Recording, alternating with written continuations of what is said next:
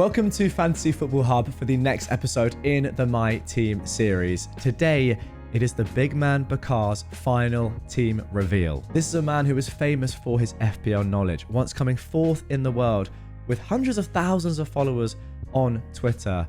Bakar, I am ready. The people are ready. They want to see who is going to be in your team for this season. Here we go. Okay then, Bakar, let's get into your team. As always, we're going to be building this on Fantasy Football Hub's My Team tool, which is going to give Bakar's team a team rating at the end, which we can then use to see how good it is pretty much and compare it to other FPL experts and guests we've had on the channel, and also compare it to your team watching at home. If you want to do the same completely for free, get your team rated. The link to do so is down below. Once again, it is completely for free. You might as well do it. Okay, Bakar, here we go. Who have you got in goal? I have Onana at the minute. At the moment, I have him in goal because he, in my opinion, he inspires me with more confidence than the 4.5 million goalkeepers. We know that he's going to be starting for Man United, and when you look at his numbers at Inter, he was consistently getting above the 30 plus passes threshold per game, which is what you want in FPL as well. So if the trend is to continue, he's going to be a bonus monster in FPL as well. And what I like about him is that he completes these passes with above 80%, above 90% passes completion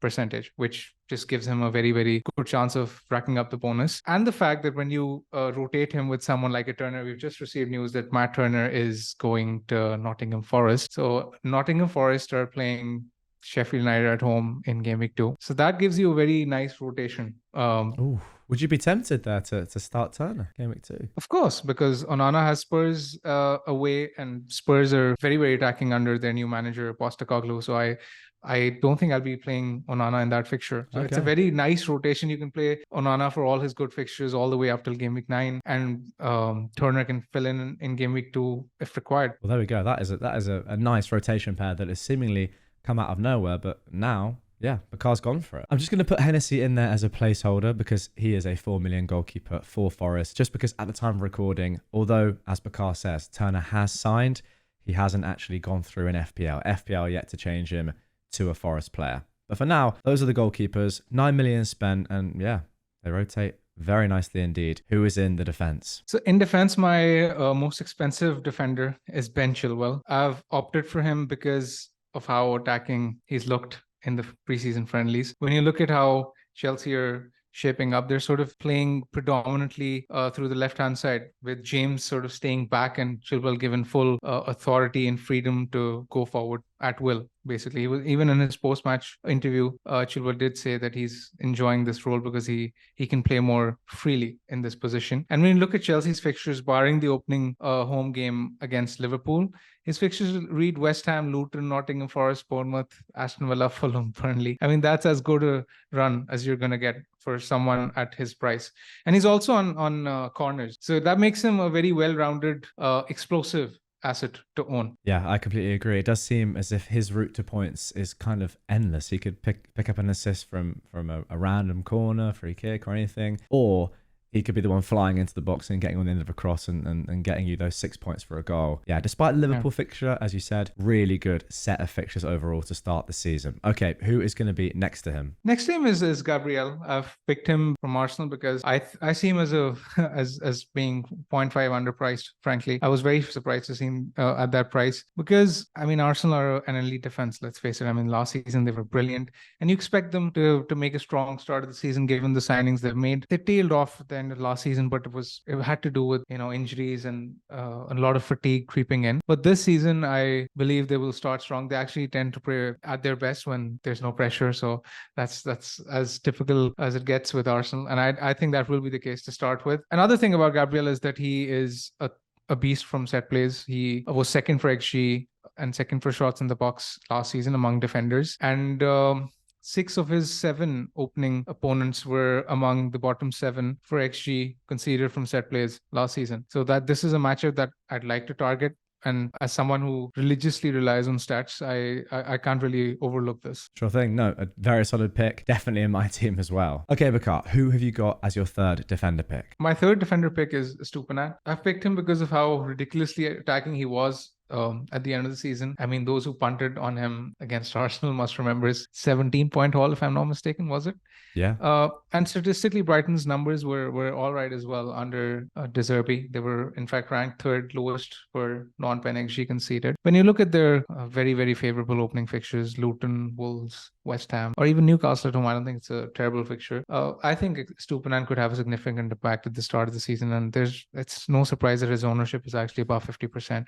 So it's sort of a safe pick as well, because if he flies and if he bangs early on, given his ownership, you could end up chasing the rest of the pack. So there's no point to risk it. Yeah, 100%. Yeah, over half of teams. For a Brighton defender, crazy, you could say, but with a Stupinan, it makes complete sense. At 5 million, just a really good price with 3 amazing fixtures to start the season, and he's super attacking as well. Okay, mate. Now, who are the sub defenders going to be? So the fourth defender I have is Levi Colwill. I have in my team because Padishila is injured, Fofana is injured, Koulibaly is gone, so he's pretty much going to be nailed. Pochettino has been really talking him up in the recent friendly, saying that he could end up being one of England's best centre backs. So it's fairly evident to me that he will be given an opportunity to impress at the start of the season. Chelsea have a very good run of fixtures from game week 3 onwards.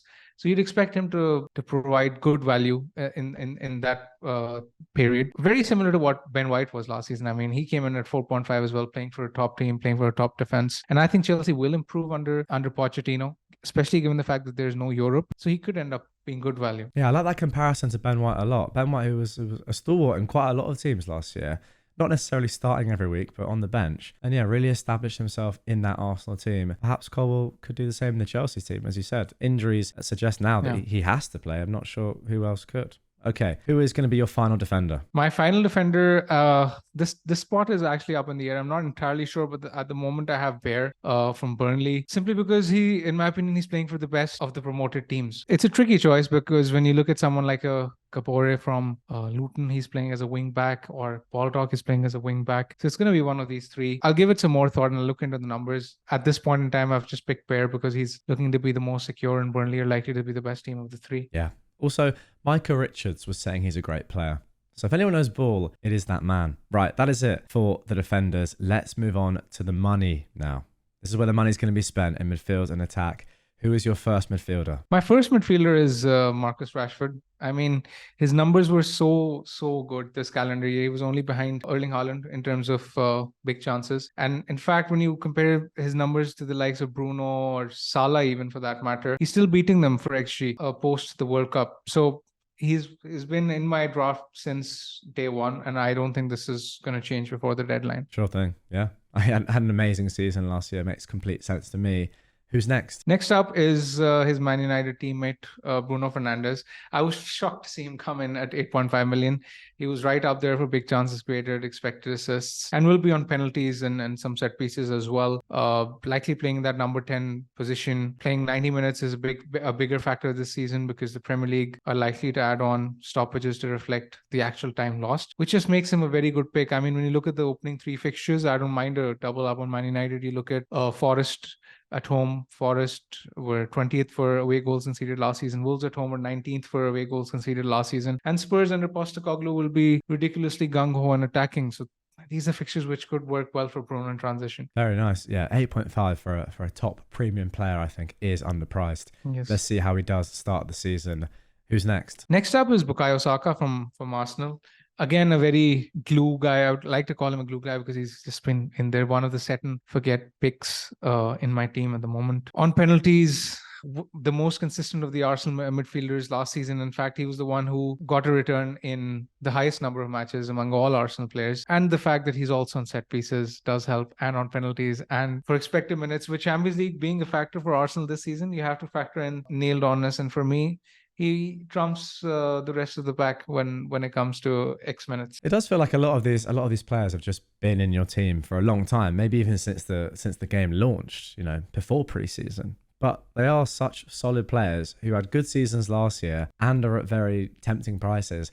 I think it'd be silly not to go for someone like Saka. So yeah, to me that makes complete sense. The question here is, are you going for another Arsenal midfielder? And if so, who? I've doubled up on the Arsenal attack. I've picked Martinelli. With Saka, I don't think this is a clear-cut selection. Odegaard is a very good pick just because of the expected minutes.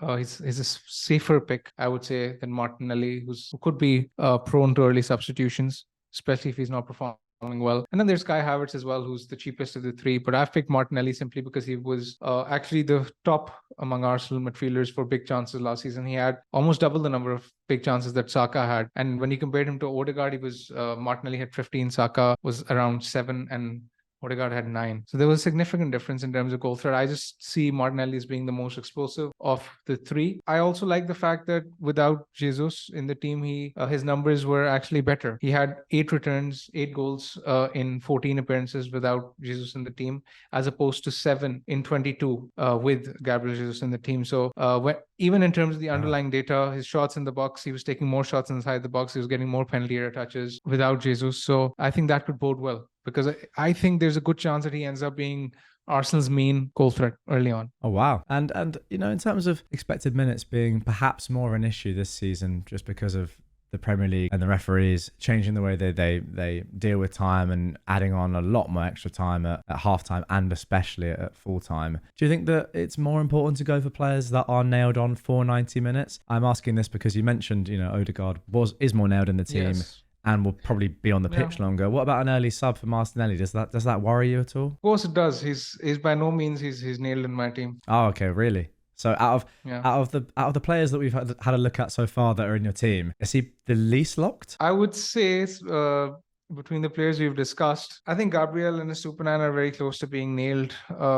Chilwell to a very large extent as well. Saka and Rashford too. All the others are at slight risk. Bruno, Martinelli, Onana. I think I'll probably go with Bruno.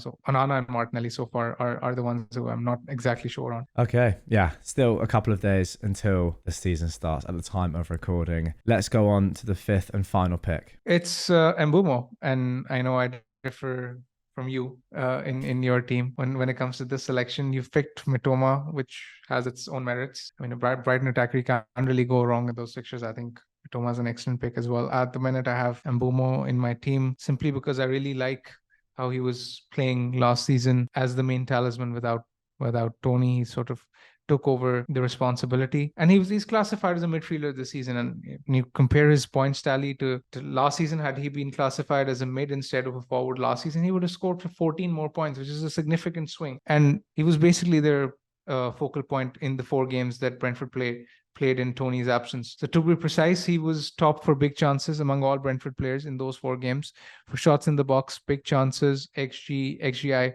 So he was basically at the heart of everything that they were doing. He was also in penalties, also on set pieces, so it was good for bonus accumulation. And I mean, if you need any further convincing after all of this, then 3 of his opening 4 fixtures are at home as well. So, I mean, you're tempting me. You're twisting my arm.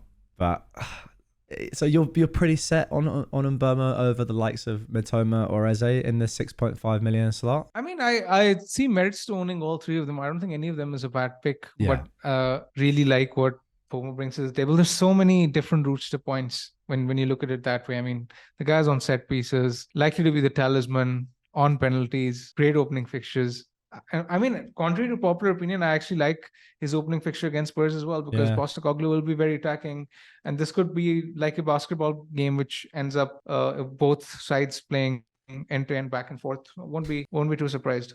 You're tempting me, Bakar. You really are tempting me. But I don't know. Personally, I just love Mitoma's opening 3. I just love those 3 fixtures. I think they're so good, and he's such a talented footballer that I want in my team. But we'll see when it gets to deadline. Who knows? A couple of days out, as I said. Okay, that is it for the midfield. Let's move on to the attack. I mean, Erling Haaland, first name on the team sheet, locked in as my captain for almost certainly the first 6 weeks. No real debate to be had here. Okay. Yeah, sure. Let's move on to the second striker. Now, this one, it's annoying, this one, because there were more options earlier on in pre-season. Injuries have kind of forced our hand a little bit. There are now just really 2 or 3 that we could possibly go with. Who have you gone for? I think there are 3, realistically. There's Watkins, there's Jackson, there's Pedro.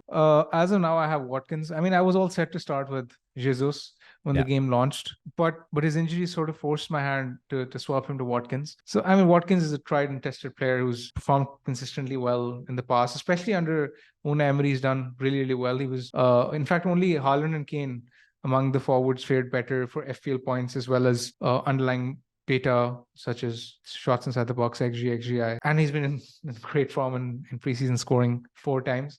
I like what Will have done with their squad. They've made some very, very good signings, and they're coming into the season full of confidence and a rich vein of form. So yeah, I like this pick. Again, another reason to own him is the fact that if he doesn't work out well, then you can easily swap him out to any other cheaper option.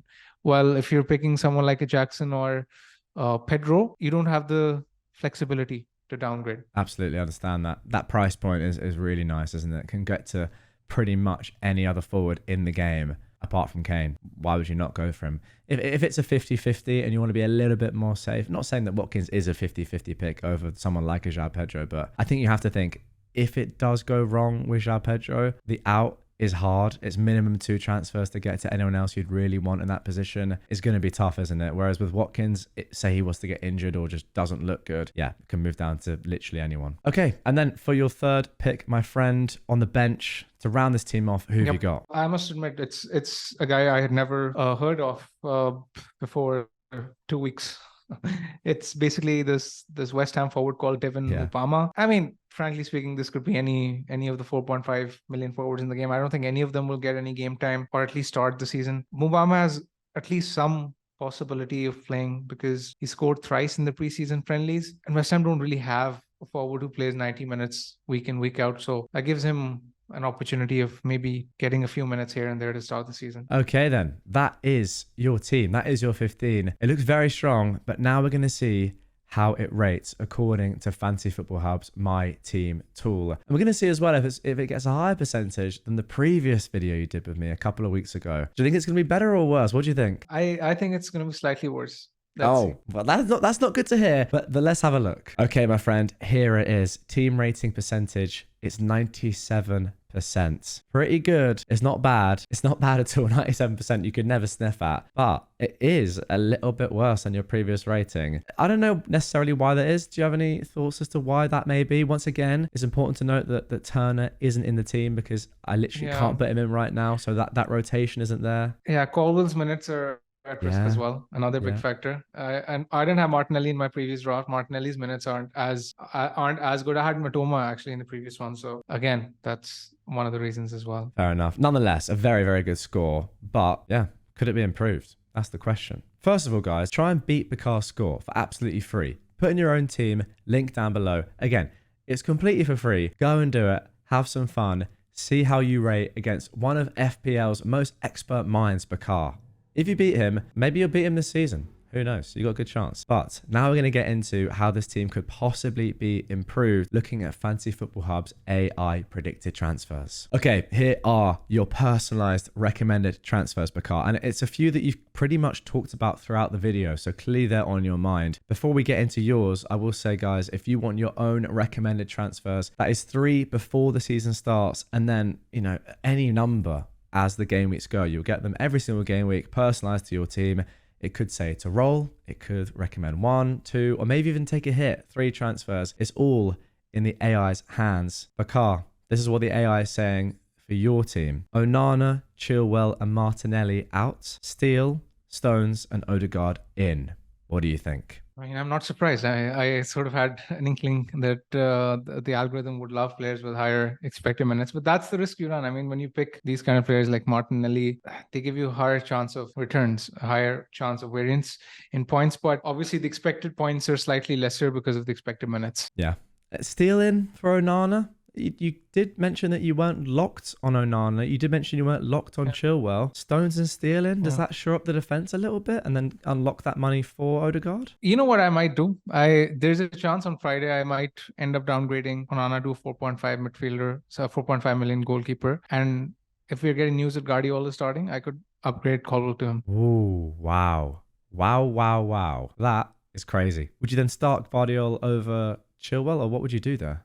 Yeah, of course I would. Yeah. Wow, very interesting. Of course I would. Very interesting. A player that isn't nailed. That Man City player is not nailed. We know that.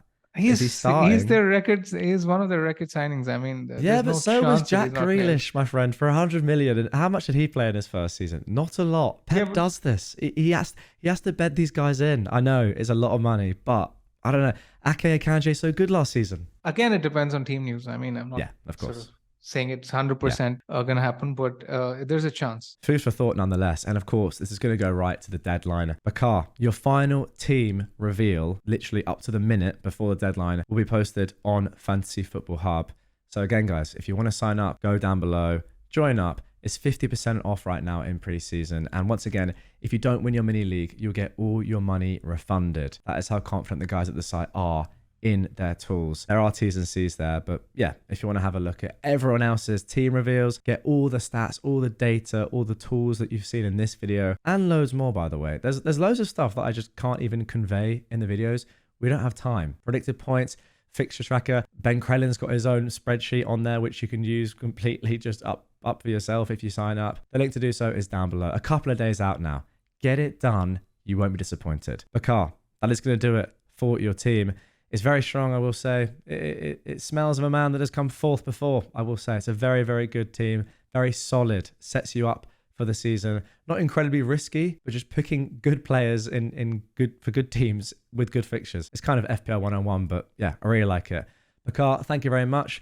I will see you after Game Week 1 for a little review of Game Week 1 and a preview of Game Week 2. Going to be doing these weekly as we did last season with Bakar. And guys, good luck for Game Week 1. I hope it goes well. And yeah, see you in the next one. Good luck, guys. Cheers.